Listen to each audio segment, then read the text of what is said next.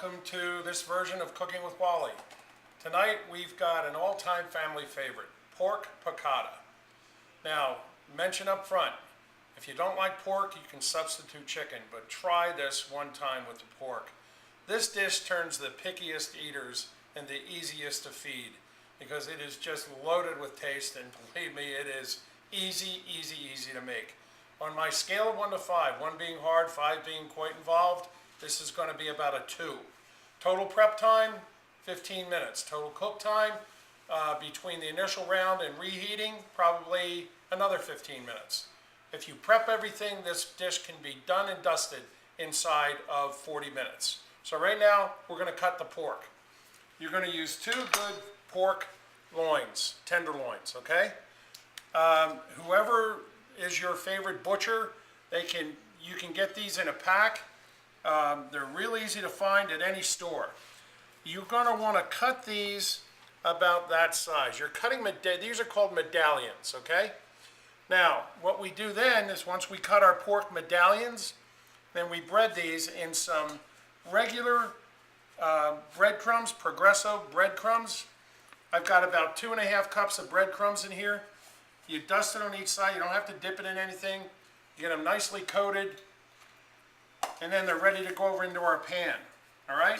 So you keep your everything prepped. Other ingredients we're going to use, I've got a 1/4 cup of chopped green onions, 1/4 cup of shallots. I've got lemon rind ready to go. This is part of the ingredients. Now, the way that you do lemon rind, real simple. This is a nice lemon rinding tool.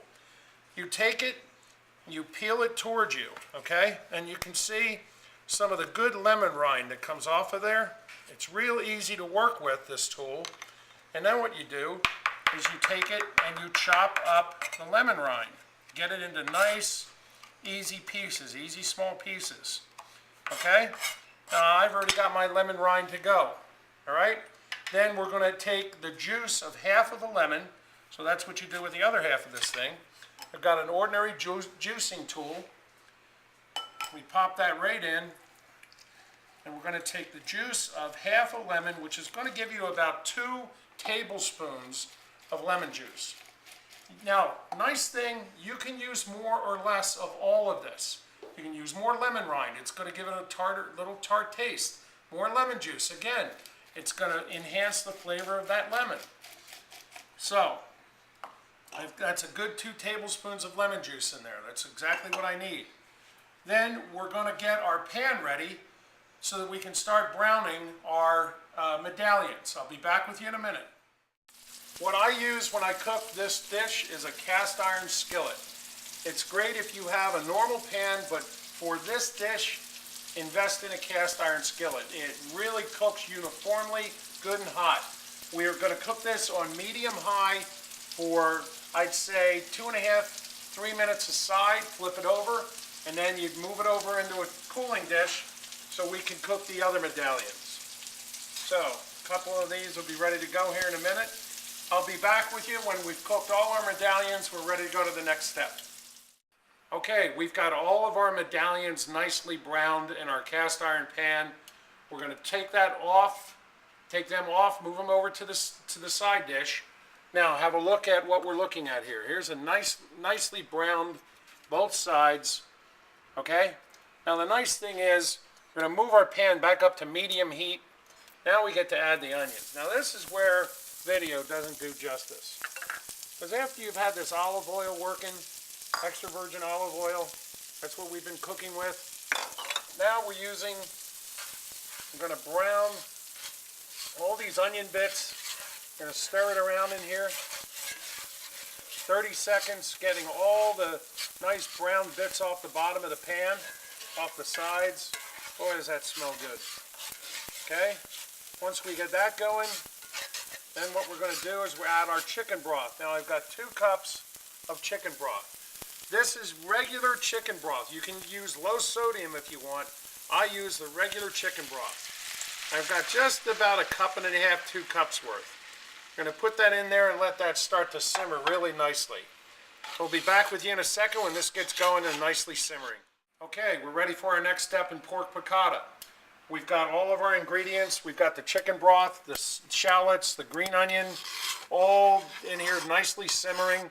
We've moved the brown, beautiful, wonderful, tasty brown bits off the bottom from the breading of the pork, and we fried it in the olive oil. So now what we're ready to do is add the rest of our ingredients. We've got the 2 tablespoons of lemon juice.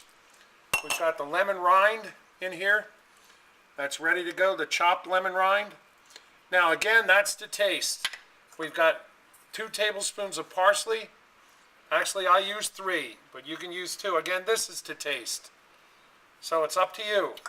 Now we're going to get that boiling again, simmering nicely. We're on medium heat, cast iron pan.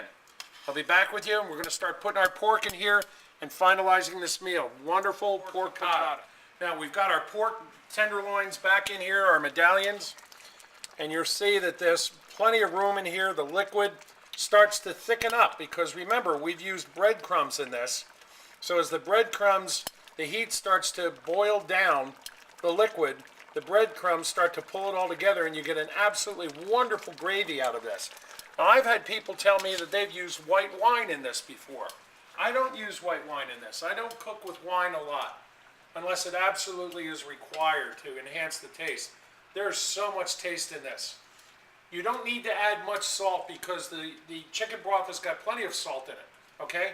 Last ingredients, 2 last ingredients. I've got a cup of mushrooms here. It's about 5 mushrooms, baby portobello mushrooms that I've cut up. I add these last, or next to last, because it doesn't take, 1, mushrooms long to cook at all, and 2, they absorb a lot of liquid as you go to cook, okay? Now, the final ingredient we're putting in, and this is again to taste, is capers. Capers really sets this off wonderfully. So I use 2 teaspoons of capers in this.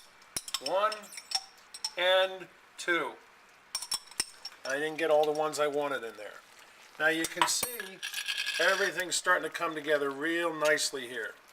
I'm going to be back in a minute when we're ready to serve this. This wonderful pork piccata.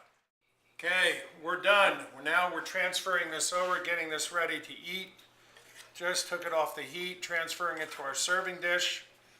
Oh, I'll tell you, again, when they add smells to video, be able to share this absolutely fabulous sense of smell with you.